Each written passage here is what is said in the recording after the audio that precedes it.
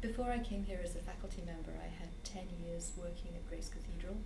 in education and formation and liturgy, and then 6 years working for the Diocese of California as the education coordinator. So I've got a lot of practical ministry experience, and teaching religious education and ministry development, I bring those things into the classroom all the time, my knowledge from the ground level of what happens in ministry and what happens in education at the congregational level. I'm lucky at the moment in that I'm very much involved with the Diocese of California and with other dioceses in local ministry formation, developing new ways to train and form people for ministry for whom seminary is not really an option, certainly not a 3-year residential course. And that's very exciting. The more I do that, the more I work with people who are in rural areas, remote from educational resources, and work out ways to make it possible for them to do theological reflection and learning, the more I have to bring back into the classroom to work with students.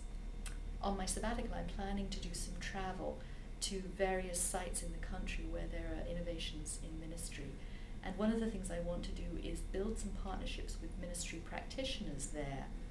so that next year, when I teach the Issues in Ministry course to the seniors and give them big case studies to do based on real congregations, I can also give them the name and contact number of a practitioner who's working in a similar setting to their fictional congregation, so that their working groups can have a real conversation with somebody who is active in ministry.